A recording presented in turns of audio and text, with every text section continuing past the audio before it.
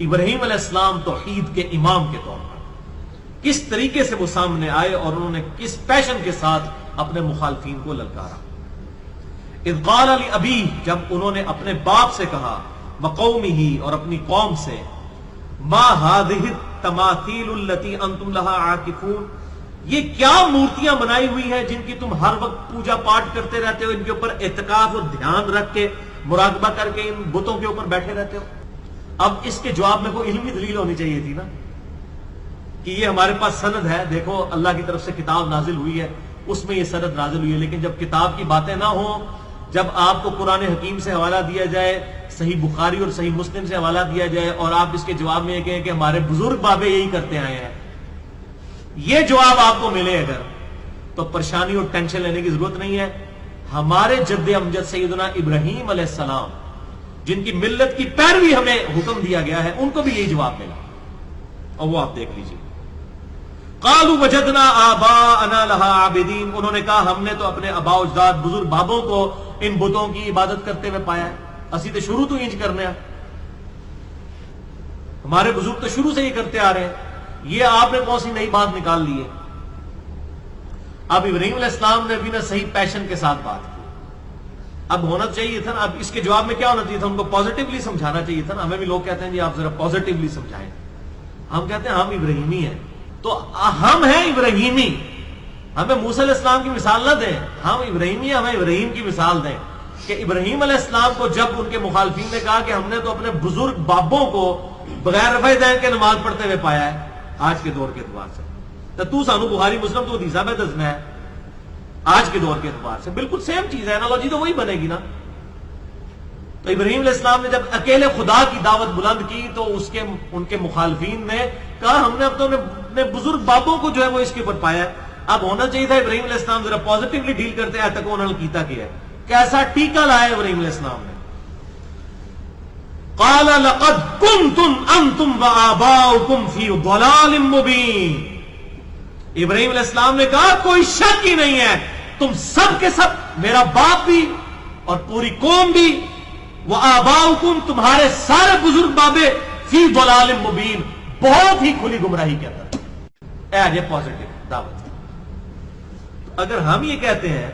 کہ آپ جب ہم سے کوئی اختلاف کرتا ہے، کوئی بریلوی، دیوبندی، اہل حدیث، شیعہ، اور ہم اس کی غلطی کتاب و سنت کے دلائل پر نکالتے ہیں، اور آگے وہ ہمیں حوالہ دیتا ہے کہ جی احمد بریلوی صاحب یہ لکھ کے گئے ہیں،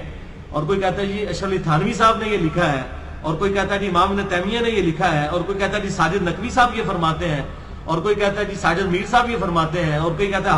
حافظ سعید صاحب یہ فرماتے ہیں، اور کوئی کہتا ہے جی الیاس قادری صاحب، ڈاکٹر طاہر القادری صاحب، اور کوئی کہتا ہے جی طارق جمیل صاحب یہ فرماتے ہیں، تو ہم کیا کہیں گے ان کے مقابلے پر؟ لقد کنتم انتم وآباؤکم فی ضلال مبین، کوئی شک ہی نہیں ہے کہ تم سب کے سب، تمہارے بزرگ بابے بھی کھلی گمراہی پر تھے اس کیس میں۔ بسم اللہ الرحمن الرحیم۔ السلام علیکم دوستو، میں نے آپ کو یہ انجینئر مرزا کا کلپ سنایا جس میں وہ قرآن پاک کی آیات پڑھ کے اولیاء کرام کے خلاف کس طرح باتیں کر رہے ہیں اور جو کافروں کے ساتھ مسلمانوں کو ملا رہے ہیں۔ نبی علیہ السلام کی حدیث ہے اور حدیث قدسی ہے کہ اللہ تبارک و تعالیٰ فرماتا ہے بخاری شریف میں 6502، من عادى لي وليا فقد آذنته بالحرب، جس نے میرے کسی ولی سے عداوت رکھی، اللہ فرماتے ہیں اس سے میرا اعلان جنگ ہے۔ تو اس کو کتنی عداوت ہے کہ کافروں والی باتیں، اور جو حضرت ابراہیم علیہ السلام نے کافروں کو روکا ہے کہ وہ بتوں کی پوجا کر رہے ہیں، وہ آیات مسلمانوں پر فٹ کرنا، اور اگلی آیات جس طرح اس نے پڑھی اور تم بھی گمراہ، اور جس طرح اولیاء کرام کو ماننے والے یا ان سے پیار کرنے والے، خود اللہ تبارک و تعالیٰ فرماتا ہے کہ انہیں کوئی خوف نہیں ہے، انہیں کوئی غم نہیں ہے۔ تو قرآن کو ماننے والے، حدیث کو ماننے والے مسلمان، ان کے بارے میں وہ آیات جو کفار کے متعلق، جو بتوں کے متعلق نازل ہوئی ہیں، وہ ان پر فٹ کرنا کتنی بڑی اس کی بندے کی یہ خیانت ہے۔ اور حضرت عبداللہ بن عمر رضی اللہ تعالیٰ عنہما فرماتے تھے کہ شریر مخلوق ہے، یہ ایسے گندے لوگ ہیں، وہ آیات جو بتوں کے بارے میں، کفار کے بارے میں نازل ہوئی ہیں، وہ مسلمانوں پر فٹ کریں، وہ اس دنیا کے سب سے بڑے شریر لوگ ہیں۔ بخاری شریف حدیث نمبر 6930، اس کے اوپر امام بخاری رحمۃ اللہ علیہ یہ حضرت عبداللہ بن عمر کا یہ اثر لائے ہیں کہ حضرت عبداللہ بن عمر ایسے لوگوں کو کہتے تھے دنیا کی سب سے گندی مخلوق ہے، جو قرآن پاک کی وہ آیات جو بتوں کے بارے میں نازل ہوئی ہیں وہ مسلمانوں پر اس طرح فٹ کریں۔ آپ نے دیکھا بالکل مرزا جہلمی کا وہی کام ہے۔ حضرت عبداللہ بن عمر رضی اللہ تعالیٰ عنہما کا فتویٰ جو ہے مرزا جہلمی میں فٹ بیٹھتا ہے کہ یہ اس زمین پر سب سے شریر آدمی ہے۔ حضرت عبداللہ بن عمر رضی اللہ تعالیٰ عنہ کے فتویٰ کے نزدیک کہ قرآن پاک کی وہ آیات جو حضرت ابراہیم علیہ السلام نے کفار کے بارے میں کہا ہے کہ تم گمراہ ہو، تم بتوں کی پوجا کرتے ہو، وہ آیات جو مسلمانوں پر اس طرح فٹ کرنا اور جو علمی اختلاف ہے ان کو اس طرح اچھالنا، کیا جو رفع الیدین نہیں کرتے کیا وہ گمراہ ہیں؟ نعوذ باللہ من ذالک۔ کیا امام جو ہے وہ مالک گمراہ ہیں، سفیان الثوری گمراہ ہیں، عبداللہ بن مسعود رضی اللہ تعالیٰ عنہ گمراہ ہیں، اور کئی صحابہ نعوذ باللہ یہ سارے گمراہ ہیں جو رفع الیدین نہیں کرتے تھے؟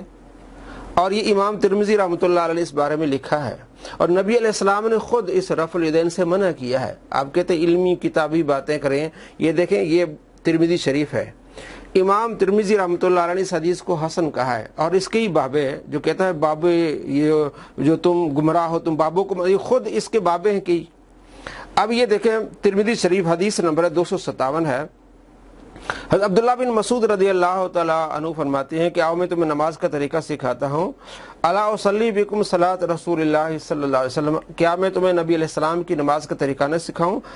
فلم یرفع یدہ الا فی اول مرہ، پہلی مرتبہ آپ نے رفع الیدین کیا، بعد میں نہیں کیا۔ اور امام ترمذی فرماتے ہیں حدیث حسن ہے، البانی کہتے ہیں یہ صحیح حدیث ہے، اور امام ترمذی فرماتے ہیں وبہ یقول، اور یہی کہنا ہے بہت سارے اہل علم صحابہ کا کہنا ہے کہ پہلی مرتبہ رفع الیدین بعد میں نہیں ہے، صحابہ کا کہنا ہے، تابعین کا کہنا ہے، سفیان الثوری کا کہنا ہے، اور اہل کوفہ کا کہنا ہے۔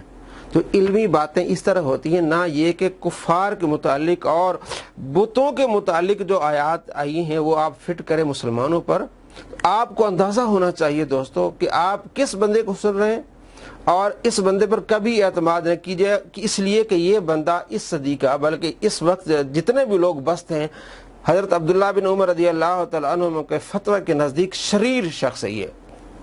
سب سے بڑا گمراہ ہے۔ یہ نسائی شریف میں حدیث ہے، اور مسلم شریف میں 968 نمبر حدیث کہ آپ صلی اللہ تعالیٰ علیہ وآلہ وسلم نے رفع الیدین کرنے سے منع فرمایا، فرمایا اسکنوا فی الصلاۃ، نماز سکون کے ساتھ پڑھا کرو، رفع الیدین نہ کرو۔ اس میں اگرچہ اختلاف ہے، امام شافعی، امام احمد بن حنبل رحمۃ اللہ علیہ یہ کرتے ہیں رفع الیدین، لیکن ہم یہ نہیں کہ وہ آیات یا احادیث ان پر فٹ کرتے ہیں، علمی اختلاف ہے۔ امام مالک، امام ابو حنیفہ اور کثیر تعداد محدثین فقہاء صحابہ رفع الیدین نہیں کرتے تھے، اور یہ بندہ پچھلے دنوں آپ نے دیکھا ہوگا ہم نے کئی ویڈیوز بنائیں، یہ تو سنت کے مخالف ہے کہ جناب علی آپ علیہ السلام کی سنتیں چھوڑ دو، کوئی حرج نہیں ہے۔ اور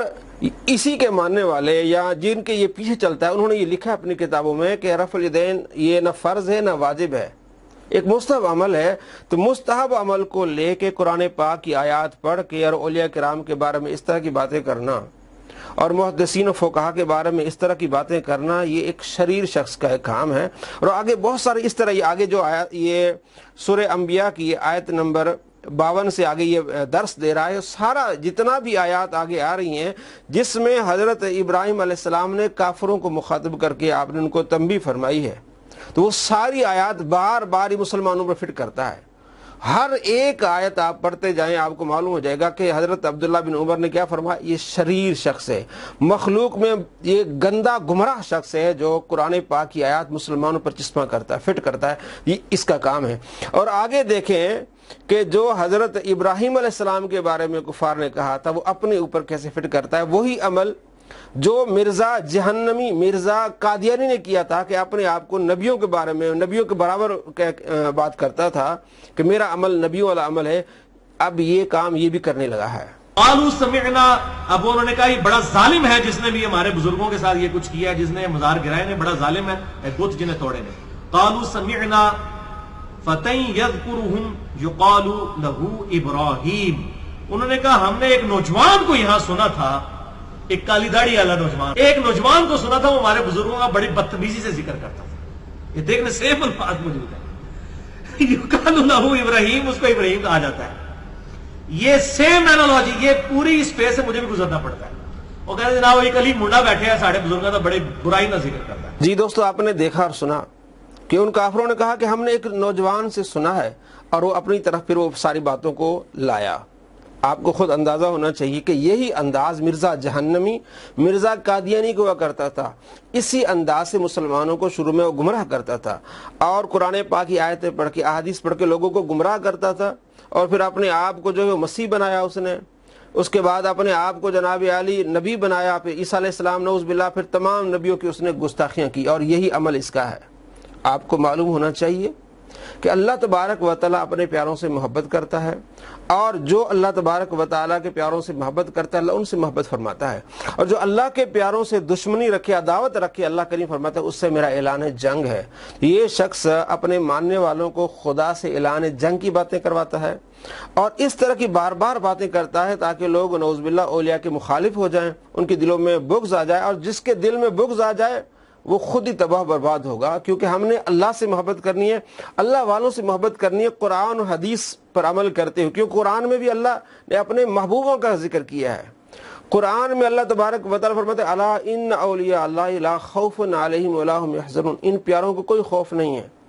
کوئی غم نہیں ہے. وہ لوگ جو متقی پرہیزگار ہیں. تو اللہ کے ولی کون ہے؟ متقی اور پرہیزگار. تو ان کے خلاف اس طرح اعلان جنگ کرنا، اس طرح باتیں کرنا،